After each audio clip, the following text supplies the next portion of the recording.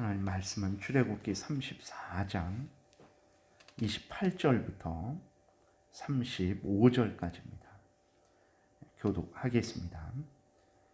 모세가 여호와와 함께 40일 40야를 거기 있으면서 떡도 먹지 아니하였고 물도 마시지 아니하였으며 여호와께서는 언약의 말씀 곧 십계명을 그 판들에 기록하셨더라. 모세가 그 증거의 두 판을 모세의 손에 들고 시내산에서 내려오니 그 산에서 내려올 때에 모세는 자기가 여호와와 말하였으므로 말미암아 얼굴 피부에 광채가 나나 깨닫지 못하였더라. 아론과 온 이스라엘 자손이 모세를 볼 때에 모세의 얼굴 피부에 광채가 남을 보고 그에게 가까이 하기를 두려워하더니 모세가 그들을 부르매 아론과 회중의 모든 어른이 모세에게로 오고 모세가 그들과 말하나 그 후에야 온 이스라엘 자손이 가까이 오는지라. 모세가 여호와께서 시내산에서 자기에게 이르신 말씀을 다 그들에게 명령하고 모세가 그들에게 말하기를 마치고 수건으로 자기 얼굴을 가렸더라. 그러나 모세가 여호와 앞에 들어가서 함께 말할 때에는 나오기까지 수건을 벗고 있다가 나와서는 그 명령하신 일을 이스라엘 자손에게 전하며 이스라엘 자손이 모세의 얼굴에 광채를 보므로 모세가 여호와께 말하려 들어가기까지 다시 수건으로 자기 얼굴을 가렸더라. 아멘. 기도드리겠습니다. 살아계신 하나님 감사합니다. 이 시간 하나님의 말씀을 전하고 듣습니다. 성령께서 역사하셔서 우리를 향한 하나님의 뜻을 잘 깨달아 알게 도우시고 또 하나님의 알려주시는 대로 잘 믿고 따르게 도우소서. 감사드리고 예수 그리스도의 이름으로 기도드렸습니다. 아멘. 이제 하나님께서 이스라엘 백성들을 용서하시고 다시 이제 언약을 맺어 주셨죠. 이스라엘 백성들을 다시 하나님의 자녀로 받아 주신 것입니다. 그리고 이제 모세는 산에서 이 언약을 맺을 동안 40일 동안 떡도 먹지 아니하였고 물도 마시지 아니했다라고 이렇게 기록이 되어 있어요. 이것은 이제 24장에서 처음 언약을 맺을 때도 모세가 40일 동안 산에 있었다고 이렇게 말씀을 하고 있는 것과 같은 것입니다. 그래서 하나님께서 이 모세의 40일 금식을 통해서 드러내시는 것은 이제 두 번째 맺어지는 언약도 첫 번째 맺어진 그 24장에서 맺어진 그 첫 번째 언약처럼 하나님의 특별하신 은혜 가운데 맺어진 것이다. 그리고 또 하나님이 이스라엘 백성들을 온전히 받아주신 것이다. 그러니까 두 번째 언약을 맺을 때 대강 맺으시고 그냥 적당히 맺으셨으면 이스라엘 백성들이 이제 불안해하고 하나님께서 예전과 같은 은혜를 주시지 않았다라고 이렇게 느꼈을 텐데 그렇지 않습니다. 두 번째 언약을 맺을 때에도 첫 번째 언약과 동일하게 하나님께서 특별하게 모세에게 역사하시고 또 하나님께서 역사하신다라는 그 분명한 증거를 이스라엘 백성들에게 보여주신 것이죠. 그래서 이스라엘 백성들로 하여금 자신들이 이제 하나님의 은혜로 말미암아 다시 온전히 하나님께 받아들여졌다라는 것을 이제 깨닫게 된 것입니다. 그리고 이 모세의 40일 금식을 통해서 하나님이 증거하시는 것은 모세가 하나님의 특별한 일꾼이라는 것을 증거하는 것이고 또 무엇보다도 모세가 받아 전한 십계명이 하나님의 율법이 하나님의 거룩한 뜻이라는 것을 증거하고 있는 것입니다. 그래서 이 참고로 40일 금식이 성경에 나오는 것은 총 3번이에요.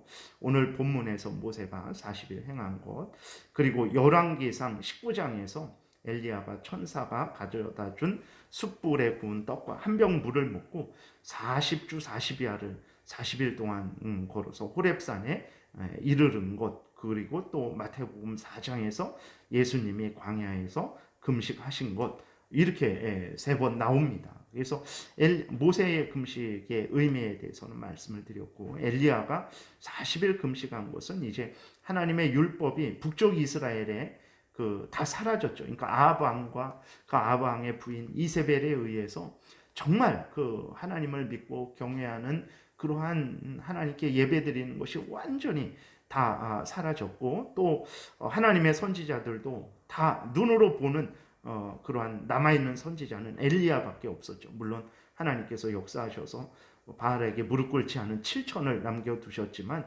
이제 엘리야의 눈에는 거의 다 사라진 것으로 보였죠. 그래서 그렇게 하나님의 율법이 완전히 사라진 북쪽 이스라엘에서 하나님께서 엘리야를 붙드셔서 다시 율법을 세우는 그 역할을 하시기 위해서 엘리야를 이렇게 40일 동안 금식하게 하는 것을 통해서 하나님께서 그 엘리야는 하나님이 특별히 보내신 선지자다. 그 하나님의 율법이 다 사라지고 무시되는 그러한 상황 속에서 하나님의 율법을, 하나님의 말씀을 전하도록 보낸 특별한 하나님의 일꾼이다라는 것을 드러내시기 위해서 하나님께서 그 엘리야로 하여금 은혜 가운데 40일을 금식하게 하신 것이죠. 예수님이 40일 금식하신 것도 마찬가지입니다. 예수 그리스도께서 40일 금식하신 것은 바로 예수님이 하나님이 보내주신 구원자이시다라는 것을 이제 증거하시기 위해서 예수 그리스도께서 40일을 금식을 하신 거죠. 그러니까 성경에 나오는 40일 금식은 하나님이 특별하게 역사하신 사람이다. 하나님이 특별하게 역사하시는 사건이다라는 것을 증거하기 위해서 하나님께서 그것을 드러내기 위해서 40일 금식을 이제 하나님께서 사용을 하신 것입니다. 그래서 따라서 40일 금식은 우리가 본받아서 행해야 할 금식이 아니라는 것을 우리는 잘 마음에 새겨야 되는 것입니다. 40일 동안 음식도 물도 먹지 않으면 사람이 죽어요. 오늘날에 40일 금식하시는 분들이 있죠. 뭐 대단하십니다. 근데 그게 성경에 나오는 뭐 모세의 금식이나 엘리야의 금식이나 예수님의 금식하고는 전혀 다른, 그거는 하나님이 특별하게 지정하셔서 명령하셔서 그렇게 행하신 것이지, 내가 40일을 할까? 내가 20일을 할까? 내가 정해서 지금 하는 금식하고 성경에 나오는 이렇게 앞에서 말씀드린 대로 그 40일 금식을 통해서 그 사람이 이제 하나님의 특별한 일꾼이고 그 사람이 행하는 그 일이 하나님이 명령하셔서 특별히 행하시는 그 일이다라는 것을 증거하는 금식하고는 전혀 다르다라는 것을 우리가 분명히 기억해야 되고, 여기서도 보게 되면 떡도 물도 안 마셨어요. 그러나 오늘날에는 이렇게 40일 금식하면서 물 마시죠. 그것도 그 안에 물에 있는 뭐 생수 안에 있는 여러 미네랄 성분이 양식이 되는 거예요. 그러니까 밥을 먹지는 않았지만 그 물 속에 있는 영양분이 또 우리에게 그 작은 그러한 에너지가 되어서 우리로 생명을 유지하게 하는 것입니다. 그래서 40일 동안 떡도 물도 마시지 않는다. 이것은 정말로 이렇게 사람이 살 수가 없는 그러한 일이죠. 모세나 엘리야는 하나님의 특별하신 능력으로 죽지 않고 산 거예요.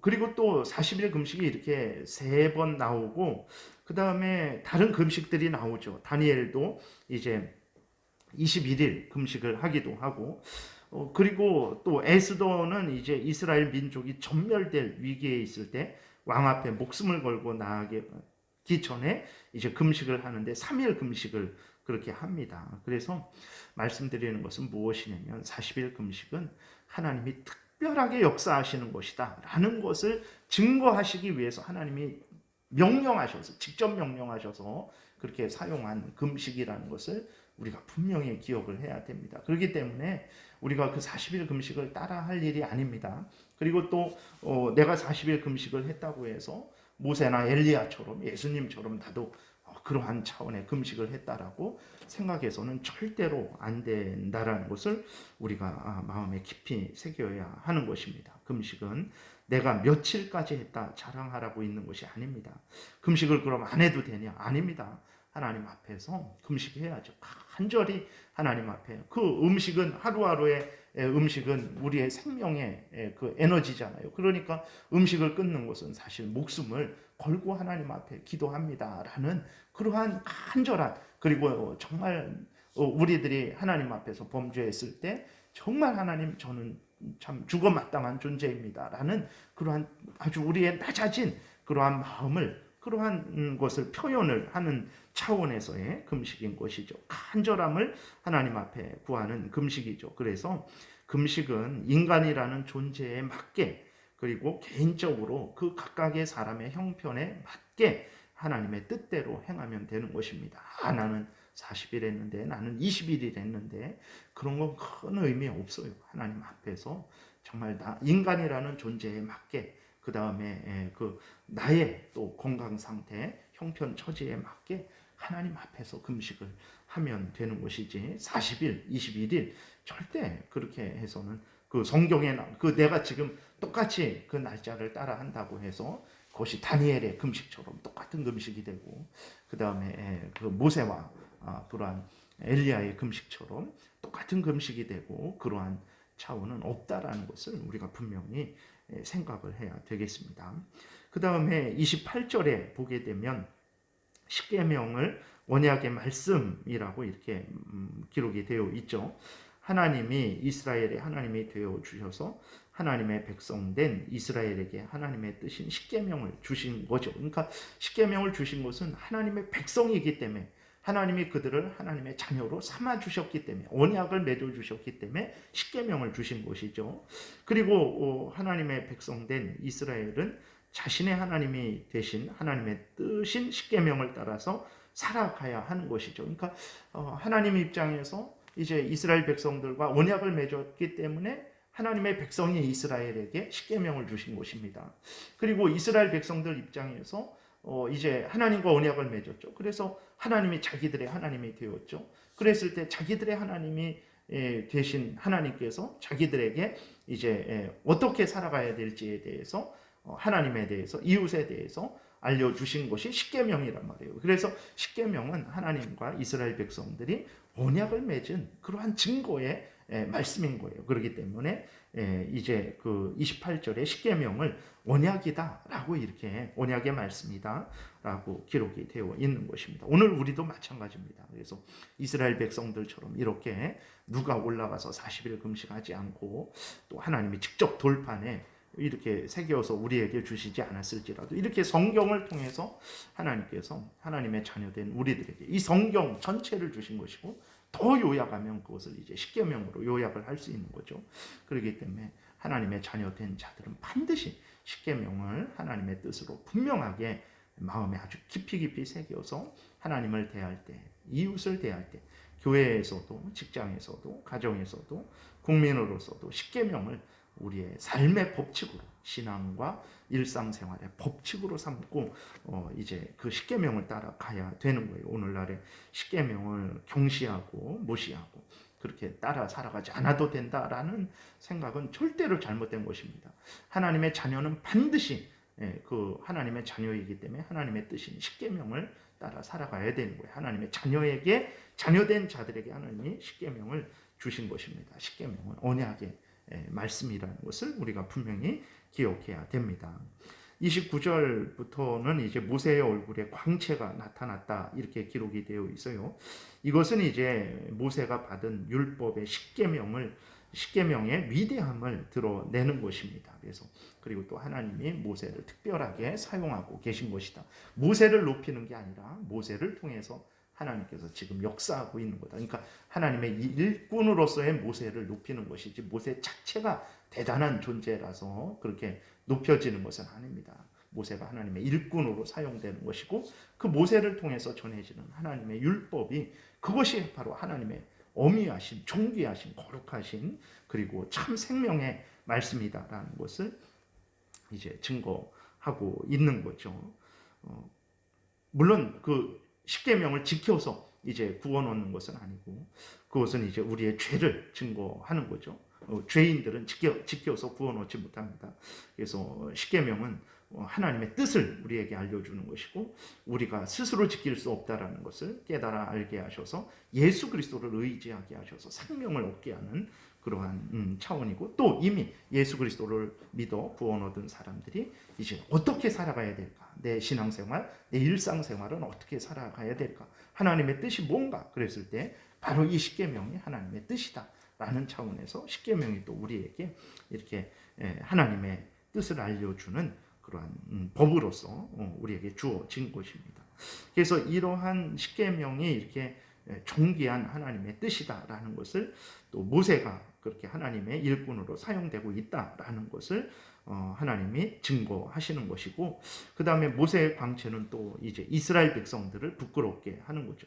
하나님의 말씀을 업신 여겼죠, 이스라엘 백성들이.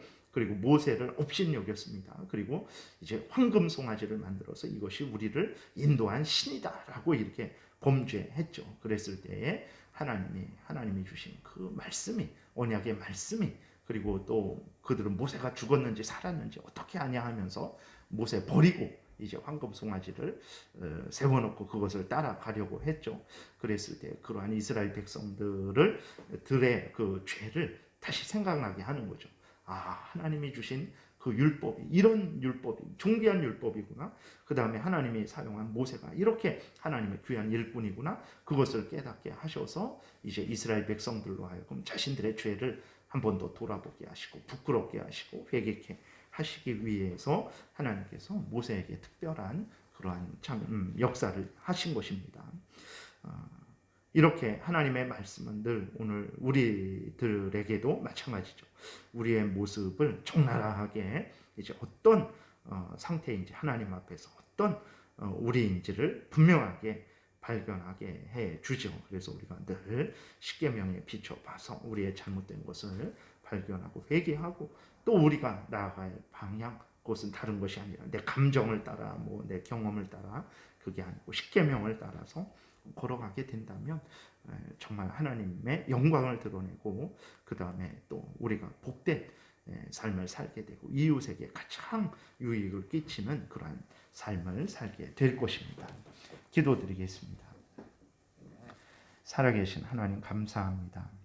이스라엘 백성들을 위해서 이 큰 일을 세세하게 이루어 주시고, 또 그것을 기록하여 주셔서 우리에게도 하나님 아버지 같은 은혜를 내려주시고, 우리로 하여금 정말 하나님을 경외하고 하나님의 말씀을 따라 살아가도록 명령하시니 감사드립니다. 하나님께서 이렇게 행하신 모든 일들, 말씀하신 것들, 우리에게 주신 귀한 십계명을 우리 마음판에 깊이 새기고 하나님이 알려주신 대로 믿고 따르는 복된 신앙생활 하게 도우소서. 예수님 이름으로 기도드렸습니다. 아멘.